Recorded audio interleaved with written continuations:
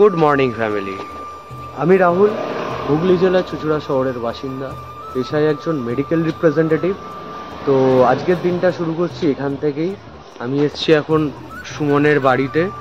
তো এখান থেকে এখন আমি সুমনকে নেব, দেন আমরা যাব সিঙ্গুরের দিকে।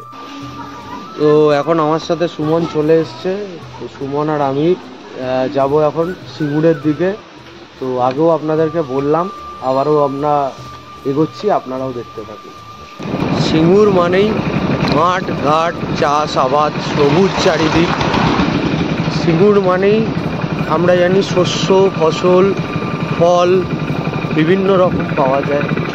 তো তাই চারিদিকটা বন্ধুরা সবুজ ফসল। এদিকে পাট চাষ হয়েছে। সুমন কিছু বলবি ভাই? সুমন খালি হাসছে। ওর 2 বছর আগে জল ভরা খাওয়ানোর কথা ছিল, আজকেও খাওয়াবে। এখন একটু বাদে কাজ বাজ শেষ হয়ে যাক, তারপরেও খাওয়াবে আমার।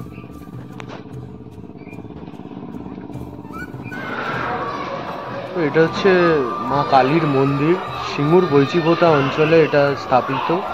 এবং আমি এখানে যতদিন ধরে আসছি মন্দিরটা আমার খুব ভালো লাগে, এবং আপনাদের সামনে ওই জন্যই রাখলাম। মন্দিরটার পরিবেশ খুব শান্তশিষ্ট, নিরিবিলি এই জায়গাটা। দীর্ঘক্ষণ বসে থাকতে গেলে খুবই ভালো লাগে। তো গায়ে সিঙ্গুরে কাজ করতে করতে আপনাদের সামনে আর একটা জিনিসও আমি তুলে ধরছি। তো এই যে মন্দিরটা আপনারা দেখতে পাচ্ছেন, এই মন্দিরটা হলো সিঙ্গুর ডাকাত কালীবাড়ি।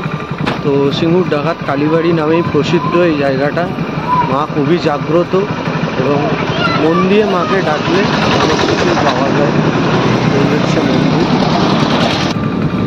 এই রাস্তাটি হচ্ছে বৈদ্যবাটি তারকেশ্বর রুট, 12 নম্বর রাস্তা আমরা বলে থাকি। এই রাস্তা দিয়েই এখন তারকেশ্বর ধামের উদ্দেশ্যে বহু মানুষ যাচ্ছে তাদের বাঁক নিয়ে। বাবার কাছে তাদের মনস্কামনা পূর্ণ হয়েছে। তো তাই জন্য এখানে সারি সারি বাঁক রাখার জায়গা, চারিদিকে দোকানপাট আছে। এবং আমিও এই রাস্তা দিয়েই বাড়ির দিকে ফিরছি।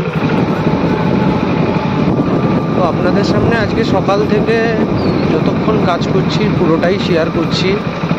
তো আপাতত আমার বাড়ি ফেরার পালা।